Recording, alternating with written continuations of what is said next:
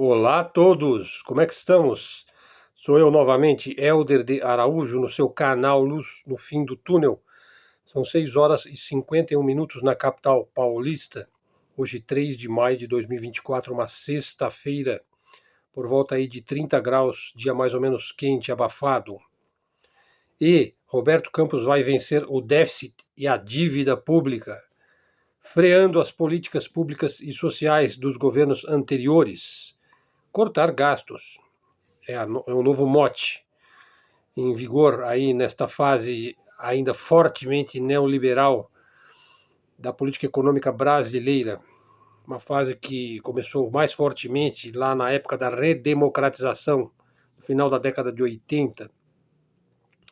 Bom, cortar gastos por si só não significa nada. Superávit não significa que vai haver um fomento ao desenvolvimento do Brasil. Encher o tesouro de dinheiro parece maravilhoso, você ter os cofres abarrotados, mas pode ser tão ou mais estagnante do que uma gastança sem o desenvolvimento. Ou seja, a gastança sem o desenvolvimento é gastança e não há desenvolvimento. E encher o tesouro de dinheiro sem desenvolvimento é o tesouro cheio de dinheiro sem desenvolvimento. Simples assim. Sem um projeto de nação, sem investir e correr o risco do investimento, não há desenvolvimento. Nesse caso, a gastança, tão criticada aí pela neodireita, ela é menos nociva do que o cofre forte, cheio e trancado, como deseja o Roberto Campos. Claro, é uma visão leiga de um observador não especializado em assuntos econômicos, mas eu sempre defendi a independência do Banco Central. Independência, sim, independência do neoliberalismo, né? Ser independente do neoliberalismo. Quer dizer, então eu defendo que o Banco Central não seja independente, que ele esteja a serviço da política econômica do Ministério da Economia, do Ministério da Fazenda, ou seja, que ele esteja nas mãos do governo. Agora, se o governo também está nas mãos do neoliberalismo, nas mãos do sistema internacional, nas mãos do dólar, nas mãos dos Estados Unidos, nas mãos do globalismo, bom, aí não há o que fazer, né? Vamos esperar e aguardar, melhores ventos, melhores ares virão. O Brasil dorme em berço esplêndido e uma hora vai chegar para o Brasil, né? Já se disse que o século XXI será a China e o Brasil. Vamos ver, né? A China a gente já está vendo aí, tirando as manguinhas de fora, né? O Brasil ainda tem uma fase ainda de trocar fralda, né? De dormir 18 horas por dia, enfim, ainda está no bercinho, né? Vamos aguardar. Bom, agora vamos falar aí sobre os ventos que nos chegam enfim, lá daquele país onde se luta uma guerra proxy, uma guerra por procuração, uma guerra de interesse do Pentágono e da indústria armamentista e do lobby sionista que domina Washington, D.C., Estados Unidos. Olha só, houve aí uma efeméride aí. Há 10 anos, milícias nazistas financiadas pela OTAN trucidaram 40 trabalhadores ucranianos na cidade de Odessa. O evento conhecido como Massacre da Casa dos Sindicatos, pois os trabalhadores se refugiaram no local. Ele foi simplesmente incendiado pelos grupos neonazis, o mais conhecido deles é o Batalhão Azov, né? Foi incendiado pelos grupos nazistas ucranianos. Esse foi o resultado do golpe de Estado de 2014, que foi organizado pelos Estados Unidos na Ucrânia. Uma das organizadoras da tomada do Estado ucraniano pelos Estados Unidos foi a Victoria Nuland, né? Nome bastante conhecido, né? E depois aqueles grupos e as lideranças nazis e neonazis se tornaram parte integrante do governo, isso desde 2014, no chamado Maidan. O principal foco do novo governo neonazi se tornou o Donbass, onde os trabalhadores se armaram, né, vendo que eles poderiam ser a nova Odessa. Depois de 8 anos de ataques contra a população russa da Ucrânia, segundo o que dizem as fontes, ali os neonazis ucranianos trucidaram pelo menos 12 mil russos, né, massacrados ali pelos batalhões nazis, né. Após 8 anos desses ataques, Vladimir Putin deu um basta. Foi assim que começou a operação militar especial da Rússia. Agora nós estamos com 2 anos de guerra, Os Estados Unidos, através da OTAN, fez uma coalizão de países que começaram a enviar armas e dinheiro para a Ucrânia. No entanto, a OTAN está prestes a ser derrotada. Enquanto o pau come lá na Ucrânia, nos Estados Unidos, a polícia americana foi posicionada até os dentes, né, e com rifles, né, pronta para atirar em estudantes universitários, porque eles agitam bandeiras da Palestina. Eles se organizam em tendas, né, eles fazem sinais de paz. Isso na Universidade da Califórnia, mas em muitas universidades nos Estados Unidos e na Europa acontece exatamente isso. Até mesmo no Japão acontece esse tipo de manifestação estudantil. Estamos vivendo uma nova revolução estudantil no mundo, a exemplo daquela que houve lá na década de 60 lá em 1968, né, quando você teve as revoltas estudantis que começaram na França. A mesma polícia aí estava ausente quando os manifestantes foram atacados por turbas judaicas com paus, martelos e produtos químicos, né, com aquele spray de pimenta, né, que eles jogam, né, nos estudantes. Né. Às vezes o estudante está dormindo lá na tenda, eles abrem violentamente e começam a jogar aquilo e puxam os estudantes, às vezes pelos cabelos, e arrastam pelo camp, né. O embaixador de Israel na ONU diz, olha só o que ele diz, veja, existe isso daí, o embaixador de Israel na ONU. Agora, para que não se sabe, porque eles jamais cumprem, obedecem, se submetem a qualquer das resoluções da ONU, com certeza desde 1948, quando aquele Estado artificial foi criado. Eles jamais obedeceram às resoluções da ONU quando eles invadiam e faziam guerras contra as populações árabes palestinas locais, né? Iam tomando e expandindo o seu território na base da limpeza étnica, né? Bom, e esse embaixador de Israel na ONU diz: sempre soubemos que o Hamas se esconde nas escolas. Olha, eles sempre souberam disso. Né? Os Hamas se escondem nas escolas desde 1948, né? Na verdade, acho que antes, né? Acho que no final do século XIX o Hamas já estava se escondendo em escolas. Mas só agora percebemos, ele continuou, que não são apenas as escolas de Gaza. O Hamas também está se escondendo em Harvard, em Colômbia e muitas outras universidades da elite. Por isso nós estamos autorizados a reprimir esses estudantes, pois que eles são terroristas do Hamas. E assim segue a narrativa, né? Enquanto tropas russas ocupam base americana no Níger. Saiu ontem à noite, ó. Tropas russas ocupam base americana no Níger. Quer dizer, eles estão sendo escorraçados da África. As bases americanas. Eu falei sobre as bases americanas ontem mesmo. Fiz vários vídeos sobre as bases americanas, né? O Biden vai meter a força nacional nos campi para quebrar o crânio da estudante pró-Palestina. Enquanto os americanos, completamente dominados pelo sionismo, né? O tio Sam é um rabino sionista, eu já expliquei isso, né? Enquanto eles arrebentam as mandíbulas de seus estudantes, o comandante iemenita, lá do Iêmen, o país mais pobre do Oriente Médio, o Iêmen, o Sayed Abdul Malik al-Houthi, disse que as operações contra navios no Mar Vermelho foram realizadas usando 606 mísseis balísticos e de cruzeiro, e bem como drones, desde o 7 de outubro de 2023. Bom, a gente sabe que hoje a guerra é travada com drones e mísseis, né? O comandante iemenita, o al-Houthi, acrescentou que o bombardeamento de alvos inimigos na Palestina ocupada, em Gaza, foi efetuado com 111 engenhos, incluindo novamente mísseis balísticos e de cruzeiro e drones. Além disso, ele disse que um drone MQ-9 dos Estados Unidos foi abatido no espaço aéreo de Saada, no norte do Iêmen. Foi, na verdade, o terceiro drone MQ-9 dos Estados Unidos abatido. Durante sua fala, o líder iemenita sublinhou também que a retirada de 10 navios de guerra americanos e 8 navios europeus do Mar Vermelho se deveu ao fato de não terem conseguido parar ou limitar as operações iemenitas. Portanto, um grupo de insurgentes do país mais pobre do Oriente Médio consegue parar a maior frota marinha do universo, que é a Marinha dos Estados Unidos, e impede o livre curso das cargas e dos navios na passagem pelo Mar Vermelho. Veja, agora, como se não bastasse você perder suas bases na África, e como se não bastasse você tratar os seus estudantes como terroristas do Hamas, o Congresso dos Estados Unidos, ele não vai parar por aí. Os Estados Unidos, ele jamais vai aceitar que o mundo está mudando, ele não vai mudar, né? O Congresso dos Estados Unidos acaba de proibir umas passagens bíblicas do Novo Testamento da Bíblia. Olha que coisa maravilhosa.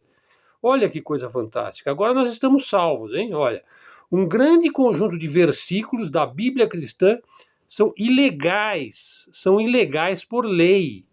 Por lei, naturalmente é uma lei aí americana, sionista e tudo mais, né? E assim, não só a Bíblia foi censurada e as passagens serão riscadas para o pentecostal americano aí, mas assim, diversas obras clássicas, né, da exegese dos pais da igreja também foram proibidas nos Estados Unidos. Ora, os Estados Unidos não são uma nação cristã, né? É uma nação sionista. E há muito já deixou de ser uma terra de liberdade, hein? Os Estados Unidos, ele não está indo para o caminho que foi traçado pelos pais fundadores. Ele já se desviou fortemente deste caminho. Bom, isso daí é uma coisa gravíssima, a meu ver, né? Os Estados Unidos já estão sob uma ditadura zionista. Bom, falar agora a parte principal do vídeo, pessoal. O Alexander Dugin, talvez um dos maiores filósofos vivos, explicou a Tucker Carlson, aquele famoso entrevistador americano que teima em ser independente da grande mídia. Felizmente, né, temos um jornalista que é independente da mídia mainstream, que é totalmente cooptada e dominada aí por um discurso único, por uma narrativa estagnada, né? O Alexander Dugin, em recente entrevista, então, ao Tucker Carlson, explicou a respeito do liberalismo norte-americano. Então, eu sugiro fortemente a vocês que acompanhem, porque o Dugin ele nos dá uma análise bastante interessante a respeito desse termo. Veja, liberalismo. Veja, eu vou tentar resumir a explicação que o Dugin deu ao Tucker Carlson. Primeiro, o termo progressista. Veja, o progressista são os liberais de esquerda. No Brasil é uma verdadeira praga, né? Mas nos Estados Unidos é a praga da praga da praga, né? É uma praga 10 vezes maior, né? Veja só, eles são inimigos mortais do Donald Trump, que está aí vencendo as prévias eleitorais dos Estados Unidos, né? São inimigos mortais do próprio Tucker Carlson. São inimigos mortais do conservadorismo, da ideia de religião, da família, de todos os valores, vamos dizer assim, tradicionais, né? Nos Estados Unidos há uma verdadeira guerra entre os progressistas e os conservadores. No entanto, é uma briga desigual, veja. Os conservadores, ou digamos assim, é uma guerra cultural, político-cultural assimétrica, né? Os conservadores creem que os progressistas estão iludidos, eles estão enganados. Olha, como eles são tolos, né? Eles estão desencaminhados, né? Já os progressistas, eles têm uma atitude um pouquinho mais drástica, né? Eles dizem que os conservadores são fascistas e devem ser eliminados da face da terra. Eles dizem que as ideias dos conservadores não têm o direito sequer de existir no mundo que nós queremos. Portanto, os conservadores são aí os inimigos da sociedade aberta, que eles defendem aí a sociedade aberta, que é uma expressão do pensador e filósofo Karl Popper, né? Inimigos da sociedade aberta. Portanto, eles devem ser destruídos preventivamente, né? Uma vez que eles não permitirão a existência de uma sociedade aberta, de um novo mundo, de um admirável mundo novo, né, da nova ordem mundial e tudo mais. Os progressistas, eles se dizem despertos, eles estão wokes, né, eles estão acordados, né, eles são wokistas. Wokismo, pessoal, pesquisa isso daí depois, assim que você tiver oportunidade, para você saber como este movimento nefasto tomou os Estados Unidos e se espalha aí por vários países do mundo, né? São os progressistas que promovem a cultura do cancelamento nas redes sociais, né? Eles censuram palavras, censuram ideias, censuram pessoas, né? Eles são trotskistas, né, eles se remetem, né, ao Trotsky, né? Tanto os da ala da esquerda, que estão lá dentro do Partido Democrata, como também aqueles que se tornaram neocons, neoconservadores. Então, olha só, você tem neocons que são tidos como progressistas. Por exemplo, a Victoria Nuland, né, que eu já citei aí, mas o Robert Kagan, o William Christou e vários outros. Congressistas americanos, sobretudo deputados, senadores, né? Os progressistas propõem uma revolução, que ela vai ser liberal, neoliberal, naturalmente, e globalista, né? Ou seja, todo mundo vai ser progressista no mundo que eles querem, né? Inclusive, para isso, se necessário, usarão o pior tipo de terror, né? Talvez seja o terror lá jacobino, né? Aquele que na Revolução Francesa, né, os jacobinos foram os mais brutais revolucionários de todos, né? Os arautos do período do terror, que é uma fase da Revolução Francesa, quando os franceses pretendiam eliminar todos os antirrevolucionários, todos os reacionários, usando a poderosa e louvada guilhotina do Mr. Le Guillotin, né, que inventou este lindo aparelho, né, para fazer rolar as cabeças, né. Bom, vamos entender então, continuando aí na reflexão da entrevista do Dugin para o Tucker Carlson, vamos entender o que se entende por liberal nos Estados Unidos. Veja, todo o sistema político americano reconhece que o lucro capitalista, né, que eu chamo de usura, já fiz vídeo sobre isso daí, é algo legítimo, né? É algo louvável, é algo desejável, né? O lucro capitalista. Portanto, se você reconhece que o lucro capitalista é algo louvável, desejável, né, é uma meta que deve ser buscada e atingida, esse é o próprio sistema liberal. Isso faz, se você acredita nisso e defende isso daí, isso faz de você um liberal. Isso faz o sistema político americano um sistema liberal. Daí que nos Estados Unidos todo mundo é liberal. Seja os liberais de esquerda do Partido Democrata, seja os liberais de direita do Partido Republicano. Veja, há diferenças naturalmente entre esses dois grupos. Veja, os primeiros, os liberais de esquerda, defendem a liberdade de imigração, inclusive ilegal. Eu estava vendo aí, apenas em 2022, o Biden promoveu a entrada de 7 milhões de imigrantes ilegais nos Estados Unidos. Quando eu digo promoveu, eu digo que ele ajudou essas pessoas a entrarem ilegalmente nos Estados Unidos, das mais diversas formas. Por exemplo, você pode ajudar nas rotas, né, na entrada, depois você dá um cartão de débito para essas pessoas, você acolhe essas pessoas, você abriga essas pessoas, enfim, você faz tudo por elas, né? Porque depois elas vão poder votar, né, na eleição lá em outubro, que vai ser esse ano, né? Então, assim, os liberais de esquerda, eles adoram isso daí, né? Que os Estados Unidos encha de imigrantes ilegais. Eles defendem todo tipo de perversão moral, né? Porque eles são contra o patriarcado, né? Eles acham que a ideia de família é uma coisa opressora, né? E, enfim. E defendem, naturalmente, o wokismo, né? Que é uma série de considerações de ordem identitária, eles são identitaristas, né? Já os segundos, aí, os liberais de direita, defendem o quê? O grande capital, as grandes corporações, impostos fixos, né, para a população, né? Enfim, eles têm assim um viés mais economicista, mais financeirista, enquanto que os liberais de esquerda são mais ligados aos costumes, à cultura, né? Agora, no sentido mais restrito, liberal nos Estados Unidos são liberais de esquerda. Por exemplo, quando você fala liberal nos Estados Unidos, você está se referindo à própria esquerda. Ou seja, aqueles que são a favor do wokismo, da cultura do cancelamento, aqueles que são os ditos progressistas, né? Veja, e o comportamento desse pessoal pode ser brutal, verdadeiramente fascista, mas eles se dizem antifas, né? Eles se dizem antifascistas, né? A sua lógica é a seguinte, ó, se nós não enviamos um fascista para um campo de concentração, ele vai nos enviar para lá, né? Então vamos atacar primeiro, né? Esses liberais progressistas aí, os liberals, pregam que os republicanos, sobretudo os trumpistas, né, devem ser presos e exterminados. É isso que eles pregam. Por aí você vê já o buraco divisório, polarizado, binário, como se diz, né, que os Estados Unidos está metido, né.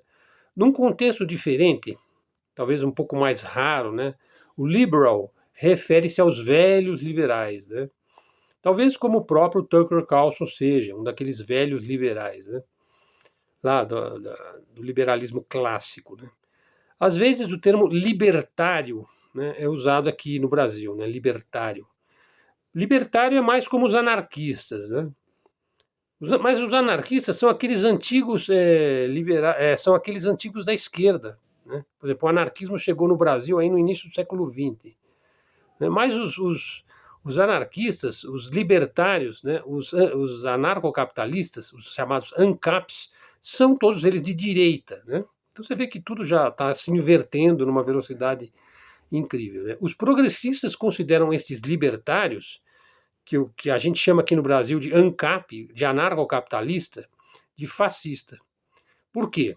Porque a interpretação que eles dão do liberalismo, né, digo assim, o anarcocapitalista, ele dá uma interpretação do liberalismo que é bastante diferente da interpretação que os liberais de esquerda e os progressistas dão ao termo, né?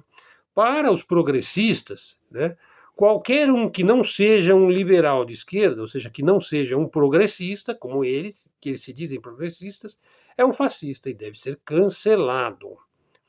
Bom, então vocês entenderam, né? O libertário é um libertário de direita. Ele defende que o imposto de renda seja congelado, fixo ou mesmo extinto. O libertário é contra a cobrança de impostos, né? Eles são contra a intervenção do governo na economia. Na verdade, eles são contra o Estado, são contra o governo, né, os libertários, né? Eles acham que por isso que eles falam anarcocapitalista, né? Quer dizer, é cada um por si e Deus contra todo mundo, né? Eles apoiam o direito de portar armas, né? Por exemplo, segunda emenda nos Estados Unidos, né? Na verdade, assim, os libertários eles defendem a liberdade total de fazer o que se quiser, né? Dizer o que se quiser dizer e ser quem se quiser ser, né?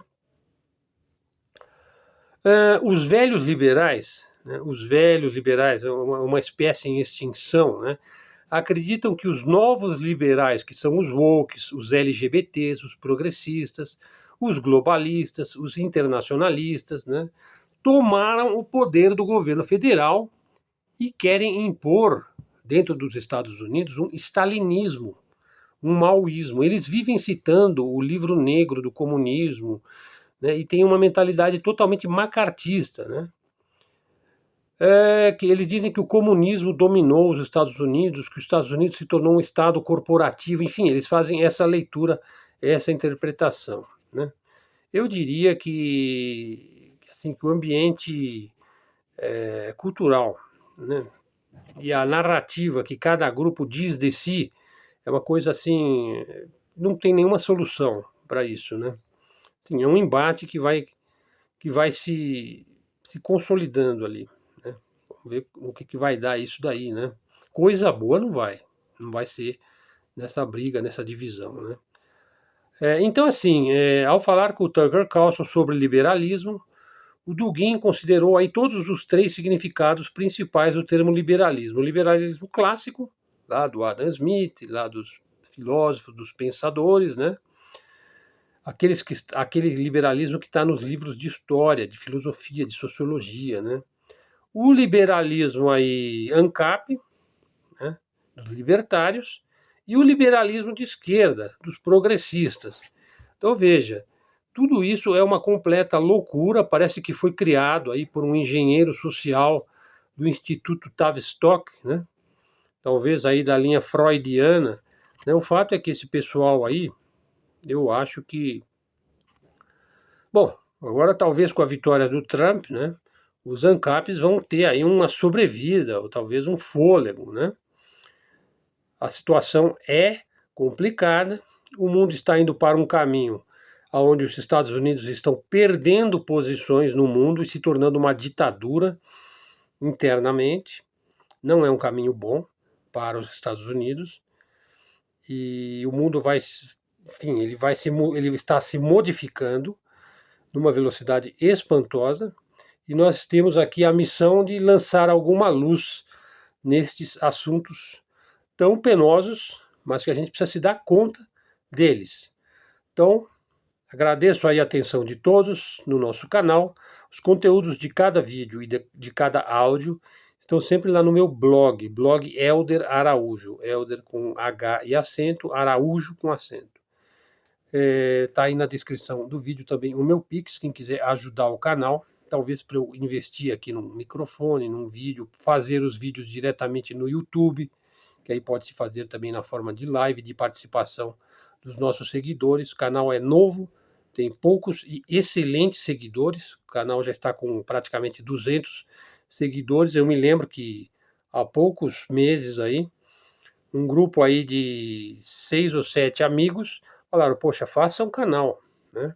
A gente gosta aí dos seus textos, talvez seja mais interessante você explicá-los diretamente na forma de um canal. Então aí eu criei o canal Luz no Fim do Túnel, canal de livre expressão, livre comunicação, canal alternativo da mídia independente, né? A mídia alternativa é a única que é sincera e fala exatamente aquilo que pode ser dito sobre a realidade. Não é um canal de criação de narrativas ou de sensacionalismo. Pelo contrário, a gente coleta as informações nas fontes mais confiáveis da internet, também através de leituras, de livros, também através da mídia convencional, da mídia mainstream, porque a gente precisa também de informações aí que passam pelo viés atlanticista também, você precisa de fontes, né? Também você tem que ver o que está acontecendo ali no American Council, no Council on Foreign Relations, no Think Tank, no Instituto Hudson, o que a CIA está propagando. Enfim, você precisa estar sintonizado, porque nós estamos lidando com peixes grandes, né? Com tubarões, né? Com falcões, né? E com muita carniça, né? Enfim, pessoal, vamos sonhar aí, desejar e lutar para que o Brasil possa dar conta de sua missão no século XXI. O Brasil ainda dorme em berço esplêndido e nós temos aí muito chão pela frente. Lutamos aí por um Brasil unido, por um povo independente que conquiste a sua soberania, que possa repensar a função aí das suas forças armadas, da sua defesa, de como pensar um Brasil unido, integrado, com respeito à característica local, municipal, estadual, de cada região. Enfim, vou fazer um vídeo ainda mostrando os aspectos culturais, políticos e geopolíticos de cada região do Brasil. Bom, pessoal, sendo o que tínhamos para hoje, agradeço a sua atenção. Até a próxima e fiquem com Deus.